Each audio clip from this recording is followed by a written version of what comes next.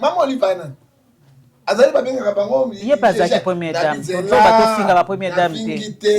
Comment c'est débat. OK. Maman Olivana est populiste, le roi Mutamba. C'est lui qui recrute comédien. Batomoko banti valeur, ce sont les autres banti valeur parce que biloko bango bazo bimisa maman, oko accepter. Moi ka finga maman na ngai, fumangani ya maman na yo, maman na ngai. Elle a 82 ans et elle commence à pleurer. Elle dit maman, bako finga pour la Guillaume Azaï ministre ya justice. Français lobby, toute vérité n'est pas bonne à dire, mais toute vérité c'est bonne à dire. Sauf que tu lobby vérité pendante. Les choses ne doivent pas marcher. Libre lobby na biso to loba bosolo. Bosolo et Jean 14 ici, Jésus-Christ c'est la vérité, la vie. C'est la vérité pour tout la vérité. Quand alors la vie va lisolo o tozomona biloko ezoleka na ba réseaux sociaux o ezofingisa mboka na biso. Ezaki un comportement peuple congolais a komi ko sala lelo. Ça montre niveau ya lolenge ya congolais azali parce que biso moko lokola batu so to komi ko sala autocritique to ko permettre te ba bloko aboye bando leka et puis to banda ko accepter ko aimer yango ya ko landa yango ndeto zo pesa yango makasi po banda ko continuer nakasi ndeko fede auti ko loba yango trop clair ni kama malamu na Congo.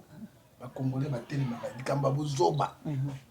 Au Congolais mboka moko na lobi na yo kwa mboka moko ko la maudit. Parce que je n'arrive pas à comprendre. Excusez-moi. OK, ça va. Maman mboka ya maudit yo kana bisa yo. Bible lobi na nga na Matthieu 15 verset 4 à 5. Moto a tremi maman na papa na ye. Di futale za mabe.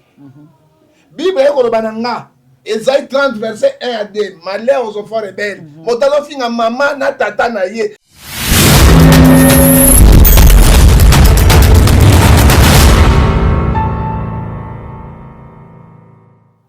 Mbote na bino ba ebozolanda biso partout dans le monde na télévision na bino Ngefa News, Loali TV, au bozala vraiment collé série cimenté non bouging. Alors tu es na ben politique émission na bino bomesana kolanda pona ko lobela mingi maemazo lekana na mboka na biso ezala na maematali politique na maematali social maematali makamunyonso oyo lekana mboka na biso. Alors bo aimer, beau commenter, beau liker et vous allez jamais dessus. To benga bino beau aimer, to lo bana bino beau commenter pour to yeba o bino bozo reprocher, o bino bozo lingato lo ba o yo bino bozo soumettre biso quoi ba proposition ya ngwa to bisabino beau commenter. Alors merci na bino nyonso bozawana nazanga mokote naza bongo na prophète Ngefa oyo to koyeba ko solola na ye puis to zape na mpaya oyo ayepe ko solola ko se rejoindre na biso pona ko solola kama mboka monsieur Fede oyo to koyeba pe ko fungola vraiment ma solo elongo na bino. Alors ça et puis to na yamba ba payananga poto eba vraiment ko solola elongo. Alors toza na ebisa bino ki toza na bapaya mbote monsieur Fede. Mbote maman journaliste. Santé ndeni. Santé za madame. Ça va. Ça va bien. Na monyele abate IDPS. Je suis aussi membre de l'IDPS. Ah, et mon kaka. Faut monter ma voix pour battre au biso balanda bakota. OK, merci. Alors mbote prophète Ngefa. Bon, nga za mo parate maman Fifi na kanisi. Yana peso ka mbote. Ebingai. Nzambe ya pambola yo penza parce que oyebi français lobby toute vérité n'est pas bonne à dire mais toute vérité c'est bonne à dire. Sauf que tu lobby vérité pendante. Les choses ne doivent pas marcher. Bible lobby na biso to loba bosolo. Bosolo et Jean 14 ici, Jésus-Christ c'est la vérité, la vie. C'est la vérité pour tout la vérité. Et puis na okinde de konanga FD Fede lokote, Fede azali pe en politique lokola. À la timonière, mais moi je ne suis pas l'IDPS. Je suis pour Fati, mais je ne suis pas à l'IDPS. Ah voilà. OK. Merci na ba moniele na bino. Alors donc alors la vie va li solo o tozomona biloko ezoleka na ba réseaux sociaux o ezofingisa mboka na biso yambo ete to kota vraiment na nini parce que eza personnalité première dame aza mwasi ya yambo ya ekolo. Mwasi ya yambo ya ekolo, ça veut dire que première dame azo refléter ba mama nyonso ya Congo.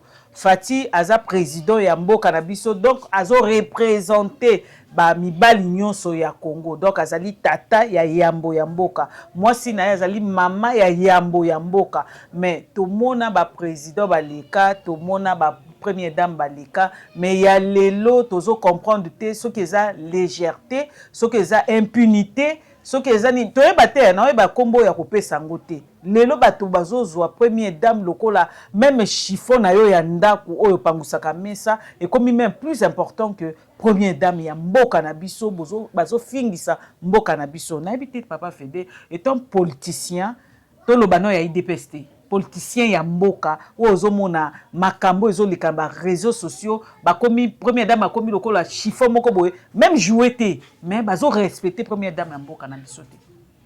Oui, maman journaliste, surtout cause à la peut-être objectif lelo, il y a la situation dont tout le monde a besoin de se faire ça batouté. Et ça qui a comportement peuple congolais a commis que ça la lelo, ça montre niveau ya le lengue à congolais à zali. Parce que biso mogo loko la batou, surtout commis que ça la autocritique, te permettre de ba bloc aboye bando leka et puis tout banda ko accepter ko aimer yango ya ko landa yango nde tozo pesa ngo makasi po banda ko continuer parce que tant tozo benga moto première dame cela veut dire tozo même yaye d'abord azo représenter ba maman nyonso mais les lots tozo mona na avènement ya réseaux sociaux les lots tozo mona lo lenge bato bazo memela makambo izo sala moi passi nde yangwana tozomona lelo bato baza conscient bato batelemi balobi non ça ne peut pas continuer comme ça ndo monaki ba mama veuve basia ba policier ba militaire ba kende komona ndeko azana sesaki parce que ça ne peut pas continuer comme ça nazoyeba historiquement parlant na bamboka mususu na kati ya réseau lokola ba TikTok ba Facebook do ba loko wana nyonso basengaka représentation nango eza na mboka. Vous savez pourquoi? Parce que nous tant to utiliser la réseau to utiliser ngo na manière moko abusive. Ça dit bazomona o ezo sepelisa bango parce que congolais alinga makambo eza na C. O sepelisa ka yende angwana. O eza important à mon angote. Est-ce que l'autre kolo ba mabe ya première dame parce que kaka a sengi reconnaissance à Génocoste? Parfois peut-être les gens ne comprennent même pas Génocoste et Zani. OK.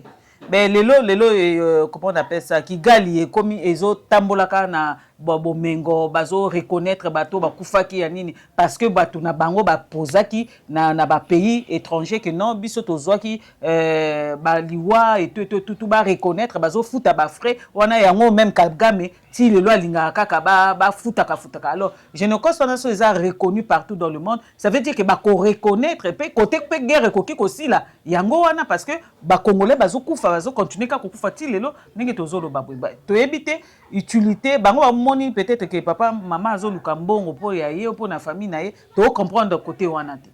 Non, congolais aza compliqué. Congolais makambo est important. Ils ne veulent même pas demander tout poser la question à comprendre au juste toujours linga nini. Pourquoi la première dame nazo ça la démarche wana?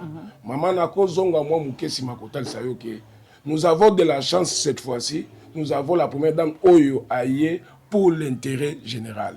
Il a posé un acte à la fondation Naye Oyo Uti Kosala projet Oyo ezalaki komema bana Oyo bazako exceller na niveau ya betide na biso na mboka. Ce projet aujourd'hui mboka ezui yango et commission yango na niveau national de façon que bana wana bazala porte-étendard ya Congo ya lobby.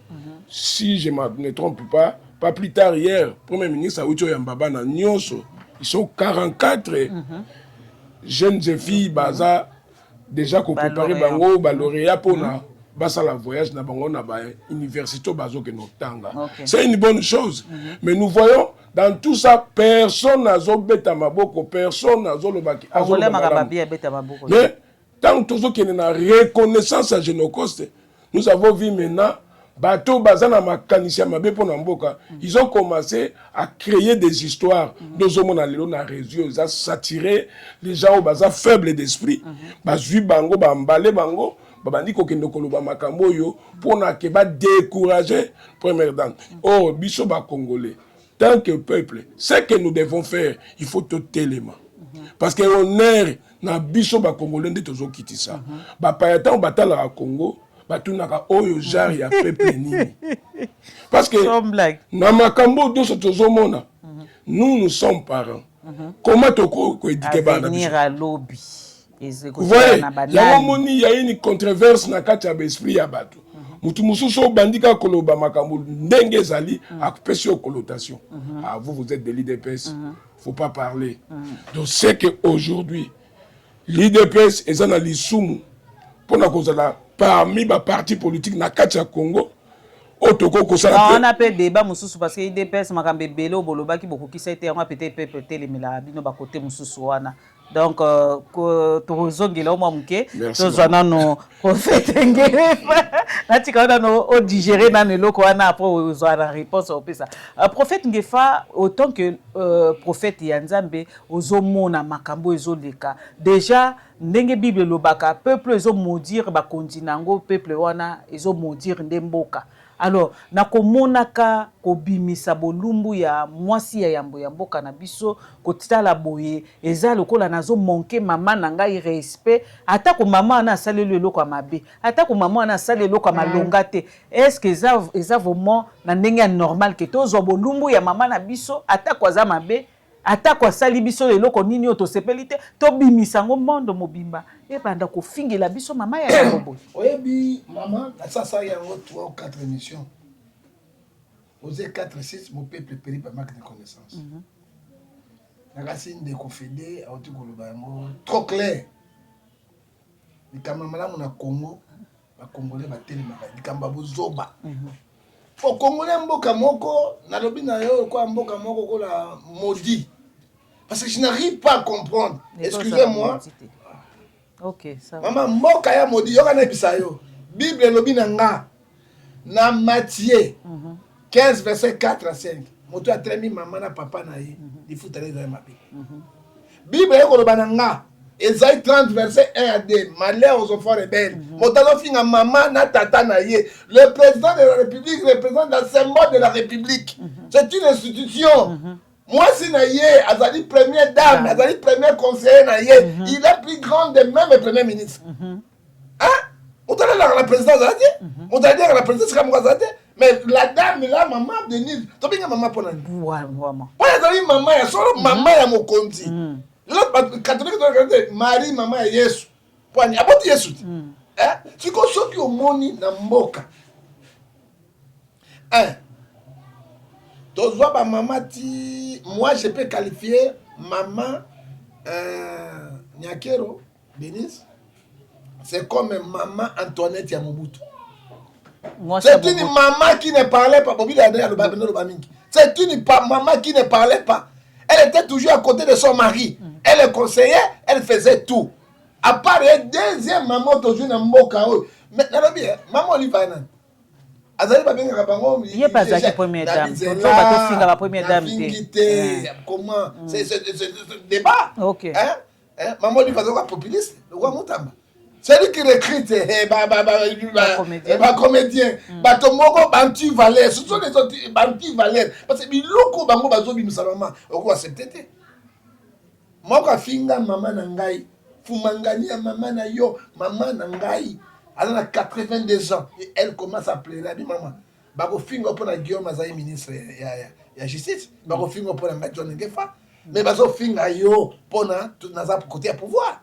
Ce n'est que normal. Est-ce que maman est boti moutou? Yo ko finga une makambo moi sans anango. Quelle sorte de femme? Moi j'arrive pas à comprendre. Tala.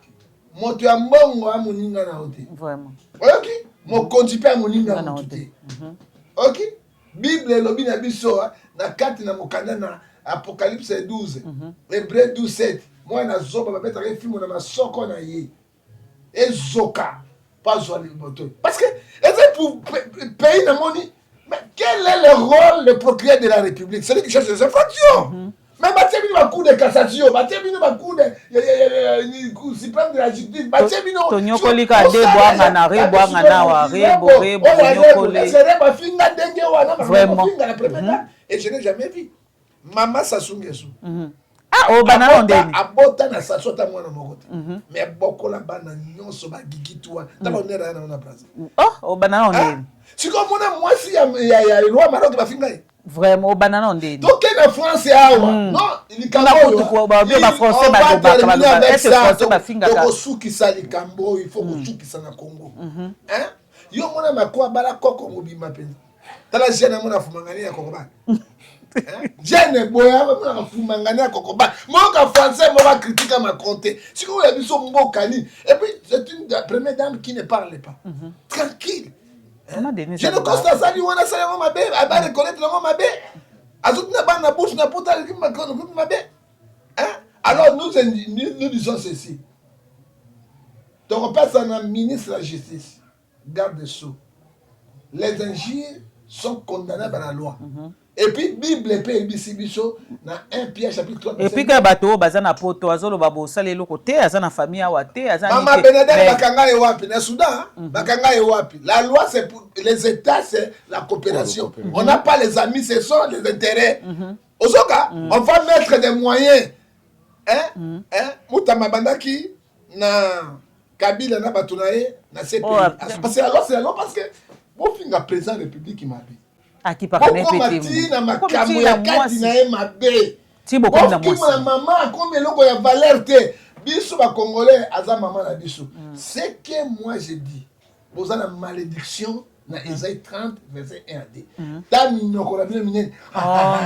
Tikana loba. Tikaka mais ça me fait mal. Tobende makaba ofinga yango to loba ofinga. Oboye makaba ofinga. Minoko na bango. Est-ce que bango ba kokana maman wana? Moi,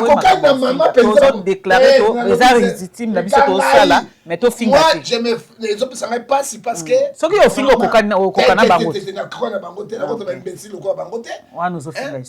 sont les imbéciles. Ah yes. OK parce que aux autres comme maman sali binoni. Obi Exode 14 et 13 14 les Égyptiens que vous voyez vous ne les voyez plus.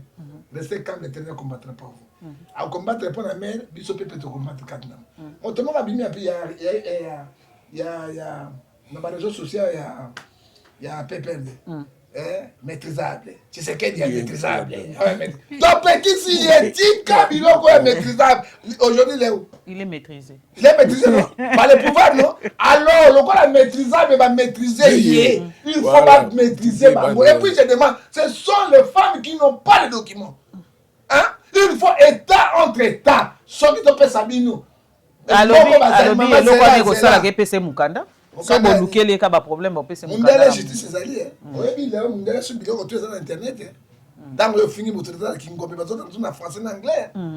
Osokomona? Alors tokotia tous les moyens. Faut pas extrader bango ba kosamba sont des Congolais parce qu'ils n'ont pas de documents. Hein?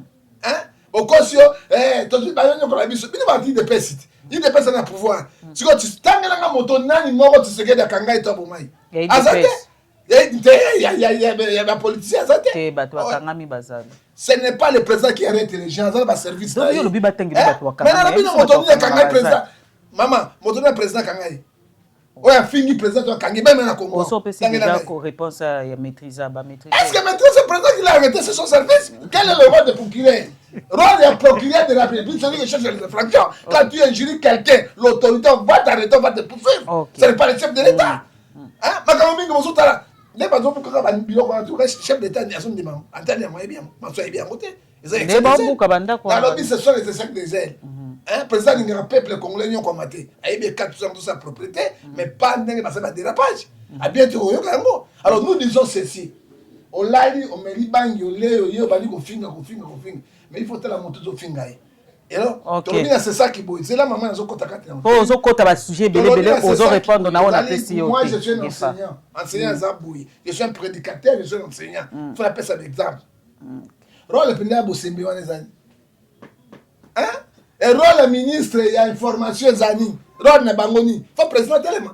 Ton premier ministre, hein? Il faut pas luka déjà pour quoi ça on a katia na ministre de justice poursuite judiciaire ebanda ale Interpol azwa yango etinda entre beta nyonso il faut bazonga awa mama eloko na ekosila parce que trop c'est ya mibale kaka bino opesaka bango mbongo te omoni mbongo bino bozozwa mboka bozopesa bango nde balukeli bino olela lisusu te ozolela nini jekoko aza wana mosala na ye kaka na ndeko na mwasi Sylvie Mulumba to nini koinfluensaka bango sekre bango bazobisa basekre bozosalisa président te bozosalisa première dame te c'est bino boza acteur principal ya kofingaka première dame parce que mbongo ezolongwa j'ai dit moso manikasi mitala ebilambo na TikTok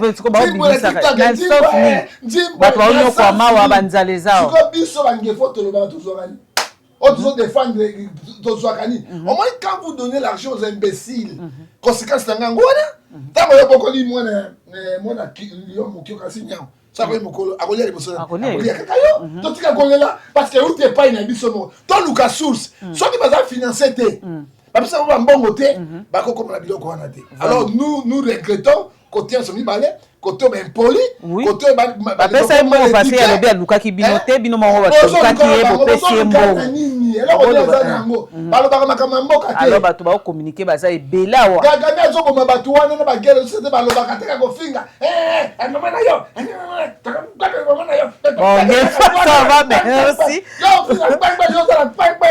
maman na bana pepe ok merci Ngefa merci bantik pale ndenge il faut ba éradiquer bango na niveau nyonso si le gouvernement ezo fonctionner l'état ezanga ba coopération nango vraiment likambo tolembiam et il continue à dire baso continuer ba réseaux sociaux yango koloba kaka parce que nini et là comment besoin inquiéter bango et ça termine à bientôt la population ekozwa bino en charge.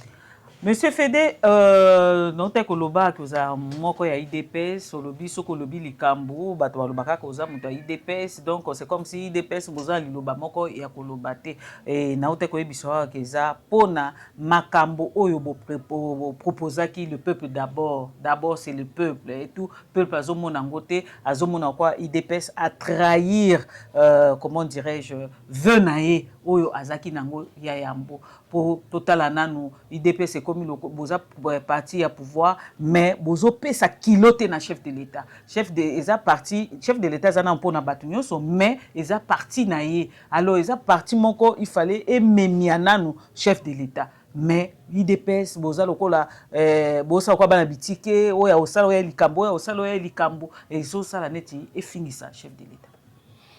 Merci maman pour la motuna na yo c'est un souci.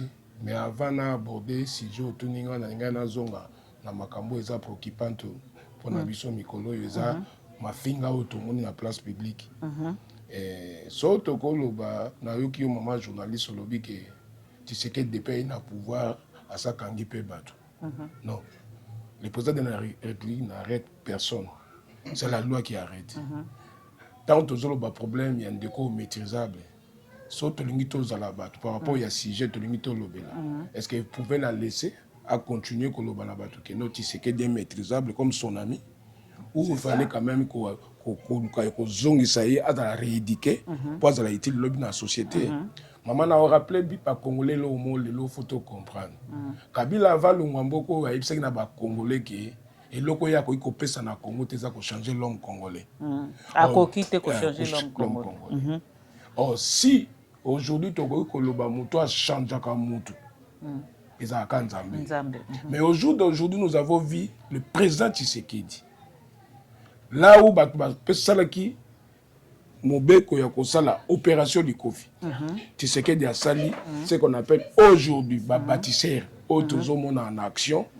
Mais là où aussi les gens ne comprennent pas vraiment Makabezo Tambola Nengenito Salama Lengenini. Mais d'abord, là, on peut d'abord encourager Mouto Azaki Mouibi l'autre fois. Au jour d'aujourd'hui, a commis utile dans la société. Okay. C'est ça le rôle de l'État. On a bana kuluna kala. Utile dans la société. Ce que nous devons dire na ba Congolais, surtout comprendre Makambote, le gouvernement actuel, par le biais du ministre de l'Information, il nous a mené la gestion transparente. Parce que les Congolais dans notre vie on a ba information té muya a innover na auto zobenga aujourd'hui briefing briefing on est comment s'il y a un tollé dans un domaine makelele moko intel a salibo le responsabilité numéro 1 est comblé na muto aza ministre de tutelle on va l'appeler il faut s'expliquer na peuple aza souverain primaire momo na congolais atikalika na oya yokaki non depuis basale yango changement ezawa le changement au départ yango tozoloba l'homme congolais a un problème na mutu les autres tozoloba que il y a des dérapages na musala oyo babatiser bazo sala c'est parce que personne au départ alandaki projection to programme ya service national autant hollandais l'autre côté est-ce qu'on comprend de suite à likambo donc la démarche oyo kabui kwa yenango c'est pour d'abord rétablir l'autorité de l'État. OK. Parce que dans le Congo, Congolais croyaient que tout est permis. Maman, l'éducation est en négociation. Si tu veux que moi n'attends la malam au lobby, il faut en rigueur. Le Congo aujourd'hui c'est 66 ans. Surtout on a âge à moutou comme la maturité. Mais regardez notre vie aujourd'hui. Les gens réclament seulement que Tozo liati. Mais est-ce que les pays aussi produisent? Et payer ça ligne pour produire. Est-ce que le pays aussi pour produire et payer là, OK. Si on peut parler sur le plan institutionnel, mais c'est ce qu'elle dit, Azan a 7 ans de pouvoir. Tout le monde va prédécesseur n'a mandat au Basali. Qu'est-ce qu'ils ont laissé pour la continuité de l'État? Au fait, c'est ça le mal de l'IDPS. Quand on prend le pouvoir, ça veut dire que boye pour corriger erreur ya baninga. Là où ils n'ont pas reçu, bino sikoyo bo sala ki bo reçu. Mais bo sala naka ko accuser bo bazala ki bo accuser ki bon on se dit ils ont échoué. Yango wana ba échoué yango wana bino bozu pouvoir.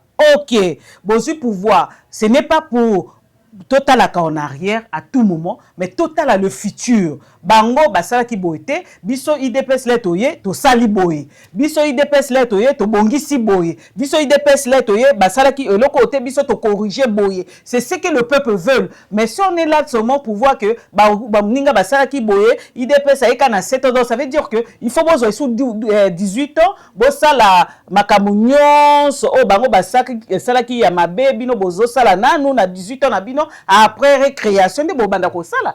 Parce que parlant entendre c'est comme si que c'est permis bo sala kaka babuzoba alors que nini na le boya ki boloba ki keto boyi boy le peuple d'abord tozo mona nzala tozo mona boy. Alors le peuple attendait que sur ça que tozu quand même mutu azana souci na biso mutu aye kokote la biso alors lokola mutu aye kokote la biso pe mwana mboka mwana koli na kisasa toyebi mama toyebi famille na ye alors akozana souci na biso koleka alors na place wana ya kolobake basaki boy non le président est en train de faire c'est ça c'est ce que tolobake IDP c'est des présidents pour président ils ont travaillé mais bazo la kisa biloko président ils ont travaillé té ils ont kenda pe pour mon aneti et loko ezate tika ya loko OK parce que idée na ye IDP OK na mboko yo parti politique mon côté comme ça montage de président de la République OK on a dit pour bazan batebele OK batebele té IDP ni na munene ya kale ya munene mais ba kokela musu ba prendre sous chef de l'état OK na mboka oyo province moko te koloba biso to votaki koleka OK président nyonso na mboka keneka na est escabito OK oyebi yeso lobelo moko na kati na proverbe na apocalypse 14 verset 13 alobi les bonnes œuvres ne récompensent des vendus yeso alobi na lesi bino na bokoli bino na biksi mais ondimi ngai te ça dit quoi maman Fifi soki ondimaki bato bandima yo na mokili nzambe asala eza impossible parce que pour moi le président de la République n'est pas président de l'IDPS. Pour le moment, c'est Nani Kabouya qui est le secrétaire général et puis AI. Il fait l'intérim de président. Il n'y a pas candidat de PST. Est-ce que tu comprends? Il est indépendant. Parce qu'il est président de 120 millions de personnes au Congo. Là, il faut faire comprendre que l'IDPS. Non, il y a bien, même de quoi l'IDPS, ça dit quoi? La gestion à président a 7 ans. de pouvoir. C'est lui qui a construit ce pays depuis 1960 jusqu'à aujourd'hui. C'est Maréchal Mobutu. Ok. Ce n'est pas Kasavubu. Ce n'est pas Kasavubu. Moto eko comme ça siko ya tamba sa ibote tous ce sont des aventuriers. On ba leki ya Rwanda, ba nini Kabila le père yawa. Bon na évité le tokoto ko bi na rien fait. Guerre na guerre. Tu sais qu'il a eu pouvoir. Kabila a 18 ans. Tant que l'autorité Kabila tombe. Na 18 ans de pouvoir. Tant que l'autorité ni Bafungoli nzela ya limité.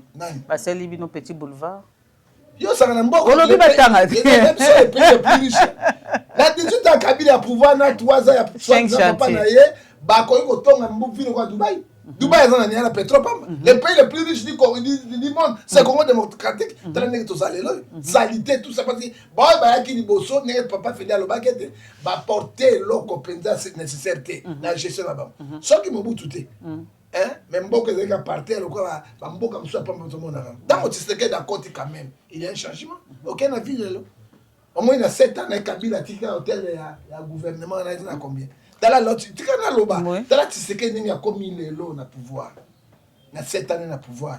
Dans la côte na ville mon ba immeuble. Au fait, yo comprenez qui question na ngate. Na lobi biloko ezali mais sauf que bata IDPS ou ba communicateur ou baza ba expliquer kate ba loba ke loko bote. Les lots tiseke d'ailleurs awa na pouvoir. Maternité ofele. Depuis même pas colonel Zalakate. Bon on dit mangote a multiplié salaire 4 fois.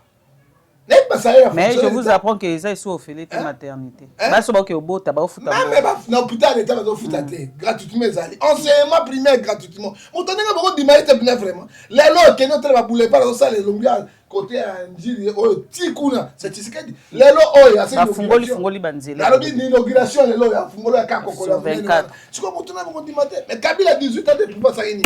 En Koboma ko torturer bato konyo ko la bato. Quand même il y a une évolution. Tobi ya kubongisa mboka ko sisa ngonyo sauter. Soki tango ne ko ki maman, peuple biso ne to ko ba chiche, kende ko pema musoya. Mais pour le moment, il travaille pour le moment ça ça mais alors ça na compte de cité, alors ça na compte la République démocratique du Congo. Alors ça ne quoi là? Vous en avez côté au contribuer? Non, la question a été posée, aucune n'a répondu. Des prophètes, mais qui quand même comme Magnola, Koutalisa, comment Makambo Tambola. Bon, moi je peux répondre en disant que l'IDPS, c'est un parti politique comme tous d'autres partis politiques. Le président de la République ne peut pas réclamer l'idée de l'IDPS les jours au Salango. À pécher la constitution parce que Aza président Aza qui votait na Congolais nyonso au jour d'aujourd'hui et ça là moi pas si parce que d'abord n'a mais quand un peu nuancer peut expliquer le comment qu'on a se présenter d'abord moi je suis à l'IDPS ce qu'on appelle un président parlement debout IGF c'est-à-dire je suis un communicateur alors tant banga ko pesa biso fardo ya koloba ke l'IDPS bino bolela kaka bino botalisa ka boy non moi je suis congolais comme le congolais nyonso c'est-à-dire so likambo salami na lolenge ya malamu to beta pe maboko so salami pe mabeto ba o yango te Léona oyebiso lo moko vous savez la semaine passée le mois passé tout le monde qui présent na niveau ya Tanganyika précisément na Kanyama Kasese président Kendaki, ils avaient une réunion là-bas, il y a une conférence à bas gouverneur. Il y avait toutes les gouverneurs, il y a 26 provinces. Le président a montré la responsabilité à bas gouverneur Nyonso. Bon, il y a 26 provinces, même les deux provinces occupées. Les deux provinces, parce que les gouverneurs sont là, les gouverneurs militaires. Bazali. Moi, je suis Beni, mon source, je suis Ituri, Bazali. Donc, le vrai problème, c'est que les présidents ont si aujourd'hui, un individu a la transformation au Congo, et Bino Bozan a un poste clé en Boka, qu'est-ce que vous faites? Maman, la responsabilité, parce que notre constitution, ils ont fait sa redevabilité dans le président pendant 5 ans. Mais nous avons la séparation du pouvoir. Les gens ne comprennent pas parfois, mais il faut être le président ne peut pas descendre pour aller à maternité na Ngirengiri. Aussi longtemps, besoin de Ngirengiri, ce que ezali. Nous avons commencé par le bourgmestre, le gouverneur, et si que le ministre, il y a Titel. Mais au jour d'aujourd'hui, moi je suis natif de Ngiringiri. Ngiringiri 57 ans aujourd'hui. Ngiringiri est dans 8 quartiers. Ngiringiri est dans 8 directions minene. Mais il y a du sangai pour na kotambola madame na Ngiringiri ezalaki casse-tête. La tronçon lokola la Birmanie, ezalaki na quel état? C'est ça. Lelo nazo ebisa ko zwanda ko na Ngiringiri. Et comme casse-tête parce que quand on crée des routes, développement ça et yaka. Donc c'est-à-dire surtout nous bandolo ba makambo lelo tozaka na moi makanisi ya kotala to uti wapi tozokenda wapi. Lelo Tshisekedi tango yena au nom de la continuité de l'État. Tshisekedi a kuti structure tozobenga lelo service national. Akutaka on état ni. Mais lelo na service national ça qui a masango 25 kilos. On batela 35 000, 25 000. Mais na niveau ya structure ou na bazo ça la production chaque année pour battre que l'option on a 18 000. Papa oko ebiso biso côté zote kama. Au peuple alingaka ba preuve, nga linga pe ba preuve. Toza ba marché wato wana. Pas plus tard. Pas plus tard ba étudiant nyonso ba uto savourer masango ya kanyama kasese. Je pense que vous êtes journaliste autant la habitant de Ike au monde ndenge makambo ezoleka. À chaque fois si il y a production parce que bientôt là bangi ba lancer plus de 5000 tonnes. Au monde na ba oya na mituka na bango. D'abord c'est là ce qu'on place on a ebisa. Il faut que la vérité tout ça pour le peuple boto loba ba yebi peut-être pour les kabiso. Ba ça on a les riaka. Et ça la base ça va généraux ba sombaka. Ba sombi on a moins cher. Pour ceux qui mokonza yebité, il faut to yebisa ke makamusu so yebaka. Ba ministre ya économie tout ba yebaka makamno yezoleka. Ba ça va généraux ba ko somba yango na moins cher. Après bango ba ko teka yango lisusu. Ba matisi prix, ba teki après ba tumususu ba sombi ba mati. Donc là bozolo ba kezara moins cher. OK maman. Moi je pense que tant toujours ngato loba. Toujours loba ka ono a peuple po yo za peuple ngapi na za peuple. Nous devons dire des choses. Comme il y a parce que sur les autres, ouais, la priorité au départ, c'est pour na basoda. La priorité, ce n'était pas que pour moi ça général à Somba. On l'a mené ça dans la cantine militaire. Parce que soldat na statut na yé na mboka na biso, soldat azwaka soldat en salaire. Donc soldat a besoin ya pas qui paye. Donc moni le président de la République na kati mboko. Il y avait na kati armée. Na ba blessé de guerre. Nos vaillants militaires o bazwa makama na bitumba. Ba tchaki bango code mo benga code rouge. Même aux alliés lieutenant souka na oso ke na banque mapio 10 000 francs.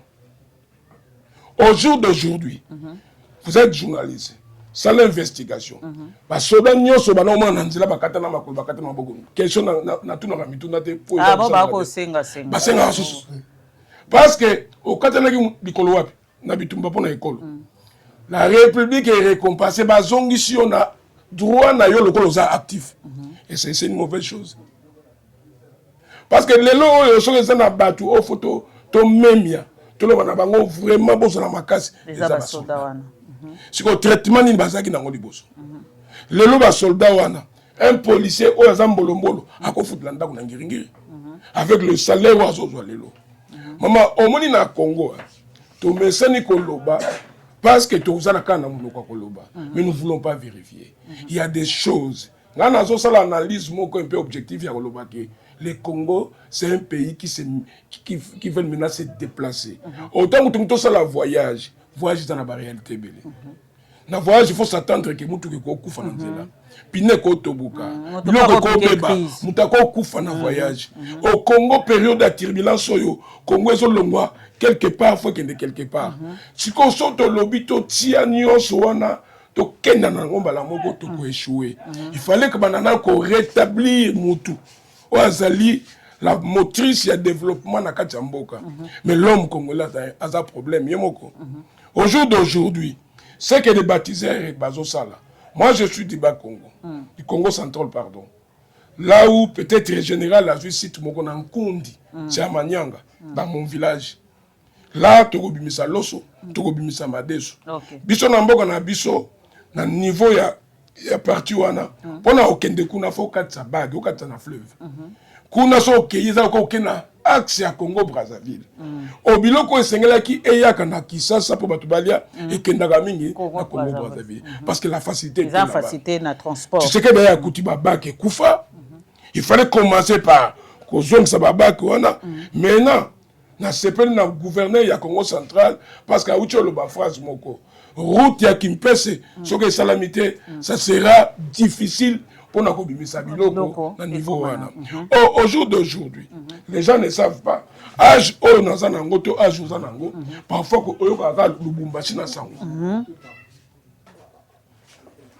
oyokaka Lubumbashi na sango mais lelo na oyebisa yo le président aza kokende kokokisama na maloba ya roi Baudouin le Congo nyonso bakoki kosala sans le chemin de fer sans la route Congo eza nul.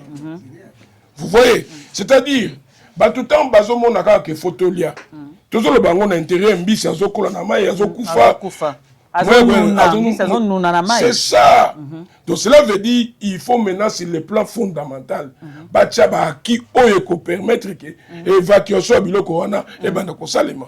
J'ai vu pas plus tard 2 jours na moni ministre ya transport na niveau Tanganyika ba osala ke ya sika mboka na biso to banongo benga kaka mboka mais to uta au mona Macron uta kiawa. Qu'est-ce qu'il nous a dit devant tous les Congolais, le Congo depuis 1994, Congo zaki non état. Est-ce que France va tout quoi qu'on digérer? Congo zaki non état. Donc ce qui tu sais que dans un interlocuteur valable était Macron ngayo sakana biso. Donc on a recadré qui est. Ce n'est pas biso net olingaki otozo benga ba de l'air ba kota na volonté na bango, c'était la communauté internationale. Si c'est na lingna lobaboye. Maman, nous sommes dans une phase où il y a tambola, mutuna mutua sala, na musala oba pesiye loko la responsabilité. Notre moni riposte. Moi j'étais surpris à Oyoka ke Ebola, ça c'était 17e phase na ngona katamboka na biso. Et pourtant baloba ke silaki, baloba non, kozonga na bela to sali boye, ça c'est le kozonga soute après zongi 17e phase. Donc, c'est-à-dire le Congo aujourd'hui tout le monde qui va jouer le mondial là, ça compliqué, supporter tout ça. Les gens qui ont commerce dans Dubaï, ils voyager. C'est à cause de cette épidémie. Mais l'épidémie, on les a répandue partout. Ça veut dire, sur le plan diplomatique, tous les Congolais les ont menacés. Oui, le fléau est allé. Mais tout ça, quand même, dans la maîtrise, bazobika et Moussa les eaux salima. Maman, les gens au Congo, batubali kondimate que Moussa les eaux salima. Oh, soto le bangote, moutako le bango na place na biso azate. Parce que au jour d'aujourd'hui, papa ou le bailo moko important, awa, tout le monde la transformation de la ville province de Kinshasa. Non seulement la province de ville de Kinshasa. Regardez 66 ans après, avant pardon. Université où ezalaki na université Tenzela nan. Banzela où ezalaki. Tous les provinces. Non, dans tous les provinces, madame, je vous dis. Banzela ezosalema, construction ezosalema. Te Banzela. Banzela ezosalema. Ah papa. Ba route ezalaka na ba route importante, na ba route ezali à dessert agricole. Les lots sont aujourd'hui parce que je ne connais pas la cartographie réellement. Il y a Kasaï central. Mais la route importante là-bas, c'est Kalambaka Mouji. Les lots sont salima. Sauf que les lots na là-bas. L'Équateur, na outomo na bobo bolobo. Les lots sont salima. Maman, parfois vous êtes des journalistes. Bon, je dois moi mis son ami pour ça moi musika. Mbappé ça va moyen. Il faut pas moyen pour. Non, cela veut dire quoi? Moi j'attends quelqu'un à la télévision et moi le baka. Je suis journaliste d'investigation. Moi je me pose la question, est-ce que les messieurs savent ma phrase Zolo? Vous avez une investigation qu'on doit presque 3 ans, 10 ans. 10 ans. Aux autres. Non, investigation. C'est pas facile. Vous voyez? Tout cela veut dire na Congo parfois un mot na makambo tout ça là. Toujours ébattu. Alors ce que nous voulons dire aux Congolais aujourd'hui, bah Congolais bah ça la Tshisekedi confiance. OK. On a des gens le peuple d'abord. Même un jour Moko Soletikali. Le président Tshisekedi a fait des choses que beaucoup de Congolais n'ont pas pensé qu'à cause ça là. Vous savez le Tshisekedi toujours mon lelo comme président a subi bah humiliation na ba pays mon côté dans le monde président na bango. Mais personne ne le dit. Même il y a un qui parle vraiment. Non, c'est vraiment aberrant. Vous savez, le président Tshisekedi a un mboko le président. Un président Zani place à Rolal. Parler présidentiel, les athées. Est-ce que les Congolais bayebi? balalisa na ndako ya deux chambres salon na oya. Ok, toi le bel vraiment président et toi le bel peuple. Tout le peuple. Oui, ok. Parce que c'est lui l'incarnat. Et comme émission à IDPS. Non, c'est là où on a un peu que si nous voulons personnaliser cette émission à IDPS, nous avons une émission bien élaborée. L'IDPS a été fondé comment. C'est que nous disons. Parce que Nakoyoko Koloba, aux autres que l'IDPS ne fait rien. C'est le gouvernement congolais qui ne fait rien. Non, l'IDPS ne fait rien. Non. Donc, au monde, il ne comprend même pas question d'angaï. Donc, il faut comprendre IDPS, Makambo Oyo, peuple a reproché Bino et Zakara que Boza, comment dirais-je, parti à pouvoir, mais Bozo s'est comporté comme tel que Bato Bazan a parti à pouvoir. Non, le Bozo Sunga, chef de l'État, n'a pas agissement na Bino. Non, madame, voilà. S'il te plaît, il faut tout ça la clair. Vous savez, aujourd'hui, parmi des cinquantaine, si c'est 500 quelque chose des partis politiques aujourd'hui. L'IDPS, c'est le seul parti structuré aujourd'hui. L'IDPS, c'est ça partout. L'IDPS a une histoire. Il ne faut pas toujours l'IDPS, non, Bino n'est pas commissaire. Non, Bino. C'est-à-dire, ce n'est pas moi qui engage seulement l'IDPS, mais je vous ai présenté comme membre de l'IDPS. Ce qu'on a au Lingaté, moi, au départ, je suis d'abord peuple. Avant d'être d'abord comme membre de l'IDPS. L'IDPS au pouvoir aujourd'hui, nous avons vu des choses au Iso-Salema. Mais déjà en amont, les Congolais, ils n'étaient pas préparés à accueillir l'IDPS au pouvoir. Vous savez que Tshisekedi a sali 2 ans à FCC Cash Awa. Il y avait beaucoup de choses qui sont passées, qui avaient donné la chance à président Tshisekedi. Parce que quand on fait l'allusion à Golobela, on voit le président Tshisekedi. Maman, Tshisekedi a accepté des choses. Nazo Kamikolo n'a pas raison. Tshisekedi a compliqué. C'est lui qui avait accueilli des Rwandais ici. Ils ont fait une année, 6 mois. Est-ce que les gens, ils savent pourquoi? Ces gens-là, Bazalagi Awa, parce que Bazalara Awa, ils étaient dans des postes de responsabilité ici. Le président Tshisekedi a Kouti Bango Awa. Qu'est-ce qu'il voulait faire? Comme un génie, à maîtriser Bango. Pendant une année, 6 mois. Oh, si on a la responsabilité, la guerre, ça pourrait être compliqué. Le jour où on se rendre compte que le président Tshisekedi a dipé Bango, c'est le jour où on a une guerre.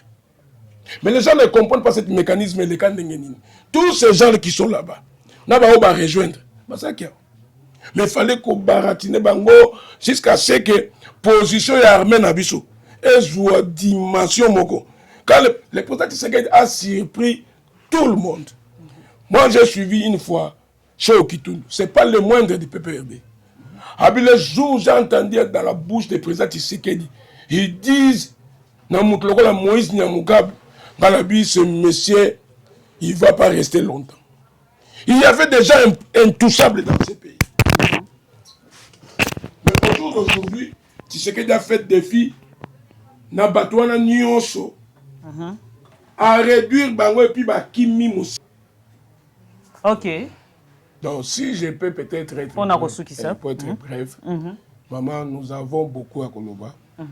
Et aujourd'hui, c'est là qui moi préambule pour un peuple congolais que nous sommes censés promulguer les valeurs.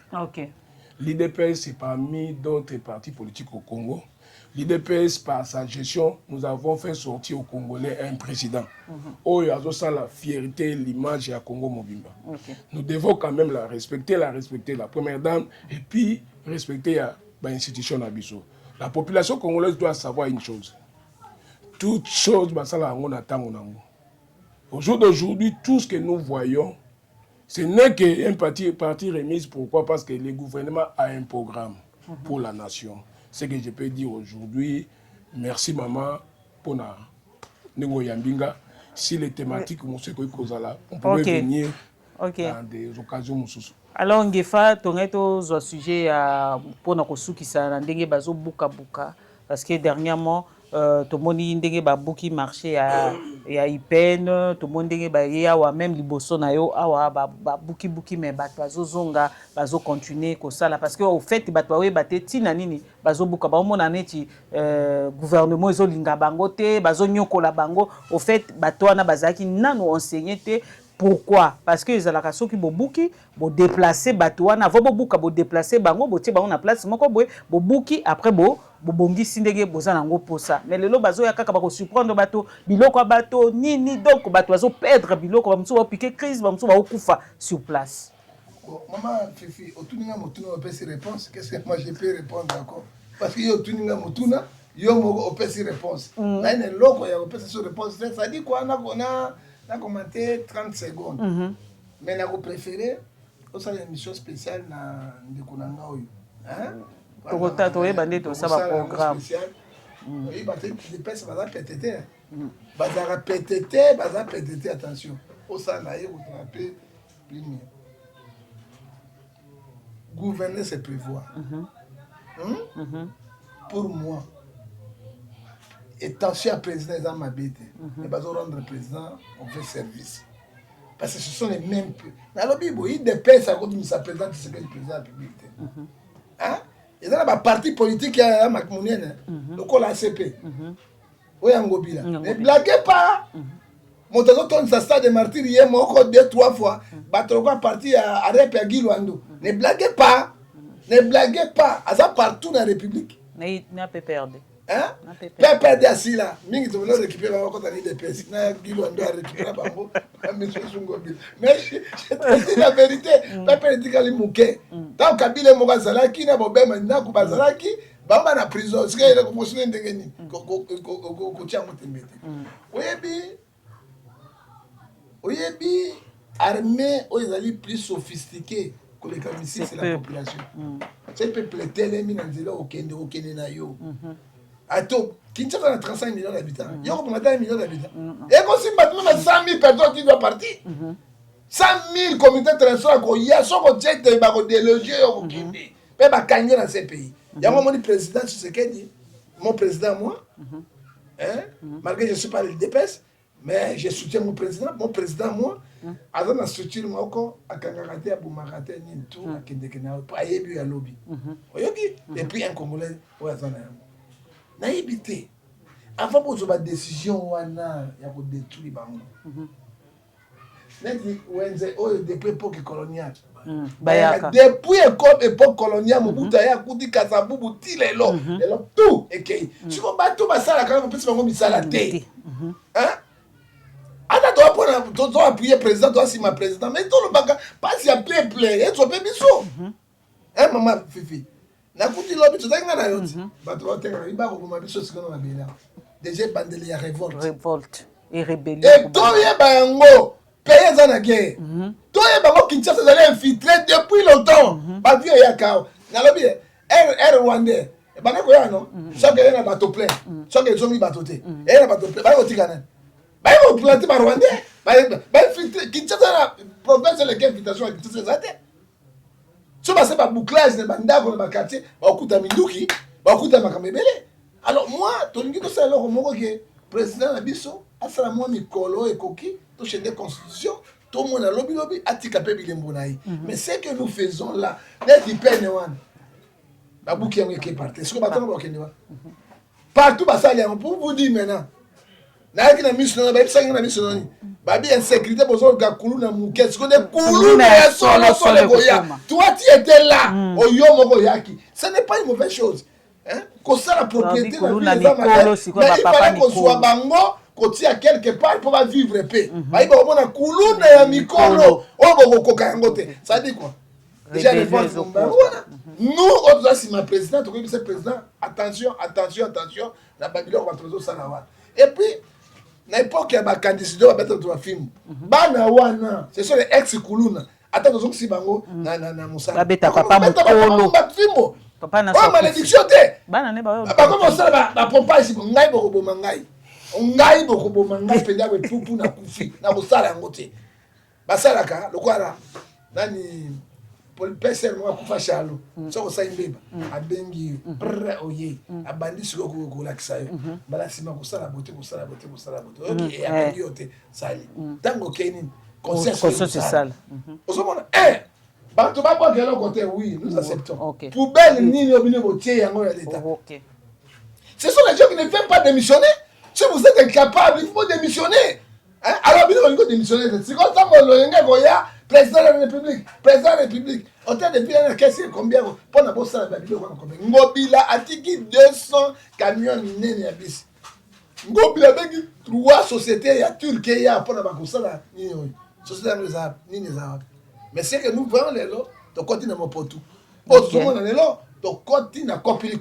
Parce que ndenge qui ma parole et ma population, j'étais avec vous. Babi bomona siko kuluna pendo ya mikolo obo ko maîtriser yango te po ngala zo bando tongo te puka na zo na kola lobi na ye na aussi ma mérite na aussi mbelo côté na kende kata yango te voilà armée ko esu ya munene ya koleka ba zo minduki est-ce que sécurité dans une sécurité totale comme ministre de l'intérieur qui est de dépêche n'existe pas c'est une ministère qui ne fonctionne pas au lieu de démissionner ba tiens même soda wana un général Zarawana quoi Kabuku au moins na makambe aussi la main bozo créer et là on dit bozo porter la président et puis 2028 on sera une élection 2028 on sera une élection qu'est-ce que vous créez au président de la République bino bato kufa raté bon raté botika raté to ça na bino c'est très dangereux ça c'est l'opposition ça c'est l'opposition ce n'est pas l'opposition oui, mais c'est lui qui sème la tempête, récolte l'ouragan.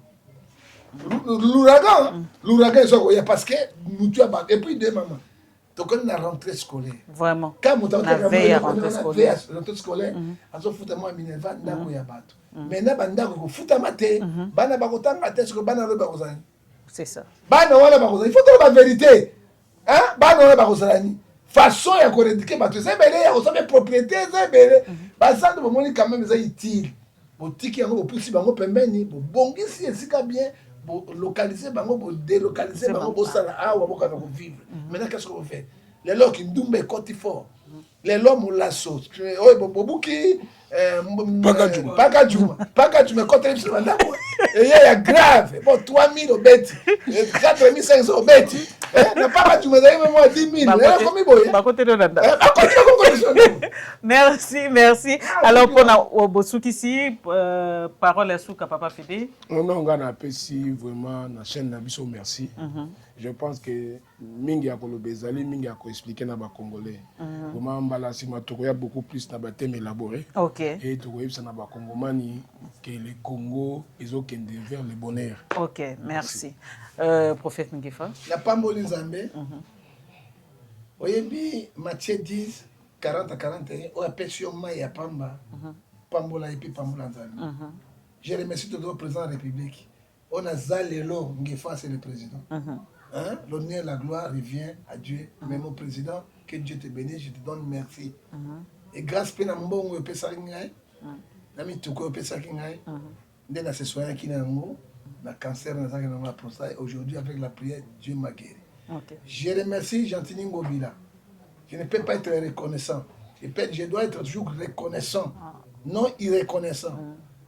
Au site ça peu mingi président Gentini Ngobila atala zali na CPT avec collaborateur na yo mais tango bokilo akufina ndako na kendeki peine na bureau c'était 0 heure ozobima mbongo selaki prophète boni na bi à présent na likambo bokilo akufele biso mbongo selaki pour pesaki bato maboko epesa ngande pambola maka et tu m'as remis $5,000 cash que nous kundama nzambe na ngai président Gentini Ngobila, que mon Dieu te bénisse. Et je le bénis aussi, bénis à Souka. Guy Andongoyo. Bola moyo sosalaka. Zambia pambolayo. Oloyo na kinsa sosala reconnaissance na passer na bwende ola pambolayo. Chaque temps considéré homme de Dieu dans un peu pembe na yo. Bola moyo songa na kofuta Zambie afuta yo. René Kalala, directeur général.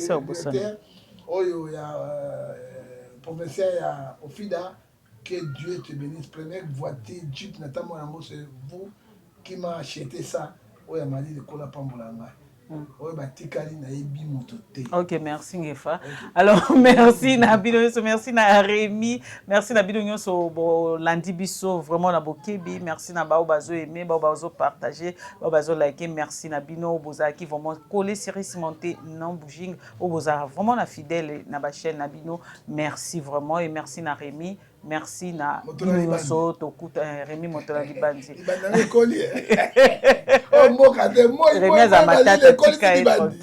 Ok, merci. Alors, Tokutani prochainement, la numéro Moussoubaï. Vraiment excellent. C'est vraiment ton émission est relax. Mais n'a préféré. Hein? Yo, peut-être, hein? N'a prépare.